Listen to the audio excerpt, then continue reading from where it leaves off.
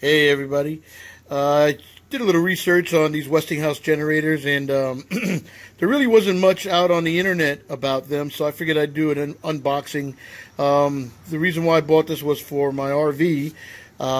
It has a little box out there where you can fit a generator, but most of them, the RVs, you got to put an Onan.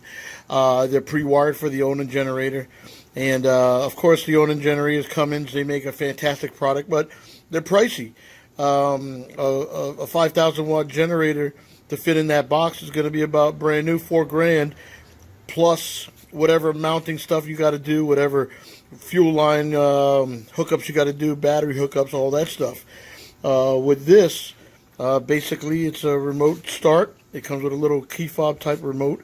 So once you get it inside the box on your RV, when you're inside, you can turn it on and off from inside, so you don't really even need to hook it up to the existing Onan switch with the hour meter on there. So it's just an alternative. It's 5,400 watts peak and 3,700 watts running. It's a quiet operation. I think it's rated at like 58 decibels, 53 decibels, or something like that. And it's got the it's got all the plugs. It's got the 30 amp and the regular plug. It's also got a start, a push button start button on it. It's got USB, all sorts of cool stuff. Anyway, so I figured I'd do an unboxing. I just got it. It just came in. The driver just left.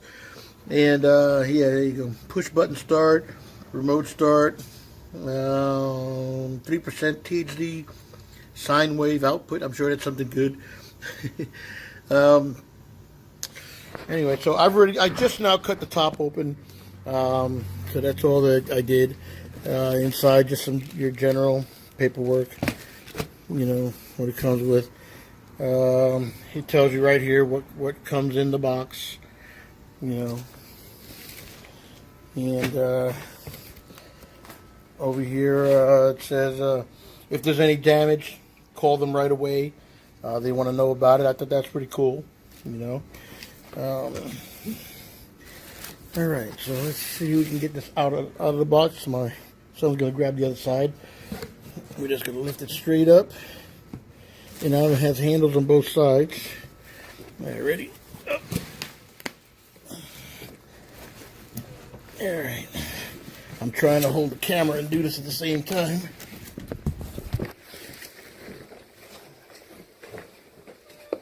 There we go. Alright, what else is in here? Anything? Packaged up pretty good. Here's the box with all the goodies. Okay, thank you, buddy. That's it.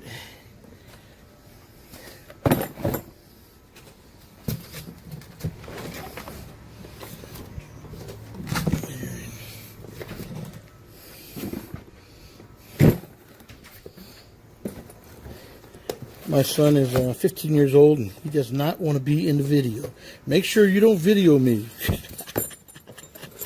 So I couldn't video him. Anyway, I don't know what this thing is. Oh, maybe it looks like it maybe goes in there so you can get some leverage. Spark plug tool.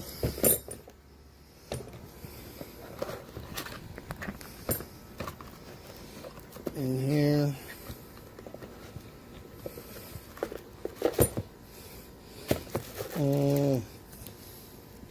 I guess this is for charging something or running power to something. I'll figure it out. Little funnel for your oil and your 4-stroke oil. It says small engine, and that's it. Okay, so a few little knickknacks in there. Alright, back to here. And it says stop. I think that's pretty cool. They want to know right away that it's not damaged from shipping or whatever. Easy start instructions. Tells you what to do, on position. So it has a, apparently that's cool. It's got a manual pull also.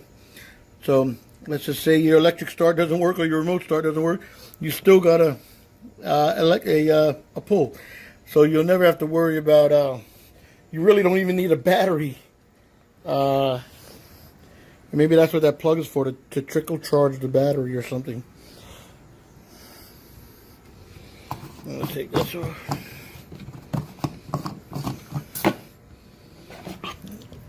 Excellent condition. Super clean. I saw another video where some guy said he got it and it was rusting or something inside there. But I don't know what the deal was with his. This one is in pristine, perfect, clean condition.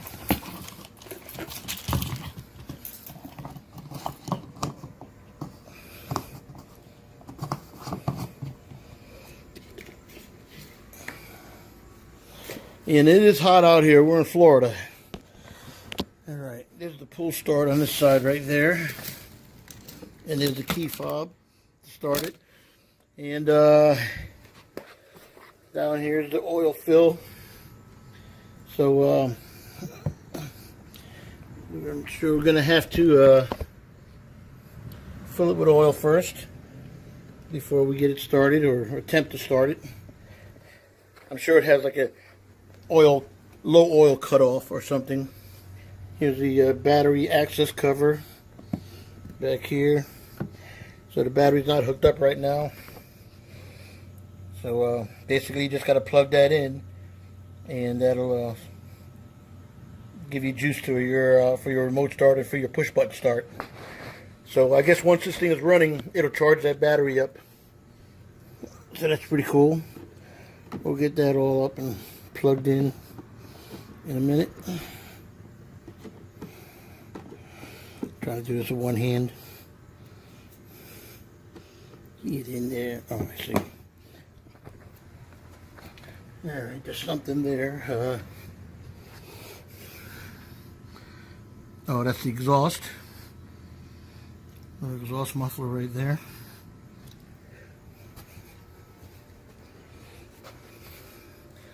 And looks like these screws unscrew to give you access to the motor if you need to have it serviced or worked on or whatever. And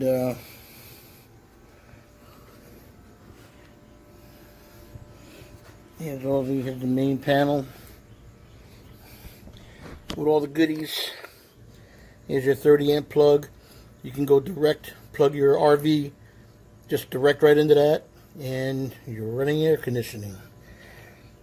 Regular house plugs. Efficiency mode. There is all sorts of stuff on here. Runtime, power output, voltage. Oh, it's got the hours meters. That's cool. All right. What is this here? Oh, USB. Cool. And oh, I guess this is where you trickle charge the battery. That's what that thing was for, I guess. You can plug that in and your battery will always stay charged. But I don't know why you need that when you have a pull start. You would think that once you start it up, I don't know, maybe this doesn't charge the battery. Maybe you have to charge it externally. I don't know. Anyway, that looks like it. Oh wait, cool thing I see here.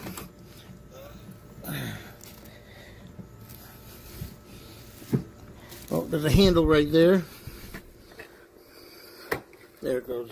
You gotta push this little button to get it out. That pulls out, and you can lift it. There you go. Now I'm doing all this with one hand and holding the camera.